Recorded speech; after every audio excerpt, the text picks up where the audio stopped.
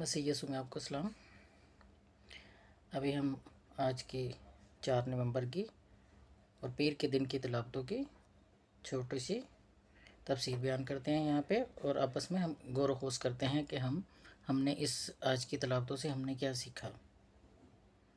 آج کی پہلی تلاوت ہمیں دعوت دیتی ہے کہ ہم اپنے دلوں میں عاجزی اور فروتنی پیدا کریں اور دوسروں کے لیے ہمدردی رکھیں۔ مقدس پولس رسول ہمیں یاد دلاتے ہیں کہ ہماری محبت، اتحاد اور فکر ایک جیسی ہونی چاہیے۔ ہمیں اپنی خواہشات اور خود غرضی کی بجائے دوسروں کی بھلائی کا خیال رکھنا چاہیے، کیونکہ یہی مسیح کی حقیقی تعلیم ہے۔ یہ رویہ ہمیں خدا کے قریب کرتا ہے اور اس کے فضل کا وسیلہ بنتا ہے۔ آج کے زبور میں ہم دیکھتے ہیں کہ خداوند پر بھروسہ رکھنا اور اپنے دل کو سکون میں رکھنا کیسا ہوتا ہے۔ داؤد بادشاہ زبور نویس کہتا ہے کہ خدا میں ہماری روح کو ایسا اطمینان ملتا ہے جیسے ایک چھوٹا بچہ اپنی ماں کی گود میں پرسکون ہوتا ہے۔ یہ ایمان اور مکمل بھروسے کی عکاسی ہے۔ جب ہم خدا پر بھروسہ کرتے ہیں اور اپنے دلوں کو فخر اور غرور سے آزاد کرتے ہیں تو ہمیں حقیقی سکون اور اطمینان ملتا ہے۔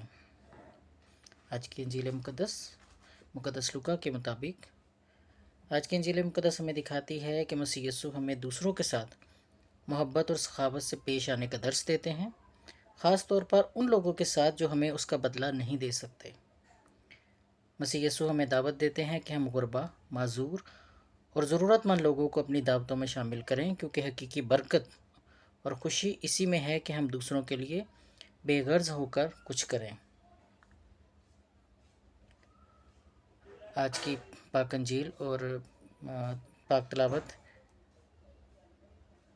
پر غور و خوض سے ہمیں یہ پیغام ملتا ہے کہ ہمیں اپنی زندگی میں عاجزی، محبت اور سخاوت کو اپنانا چاہیے تاکہ ہم مسیح کی تعلیمات کے مطابق حقیقی خوشی اور اطمینان حاصل کر سکیں۔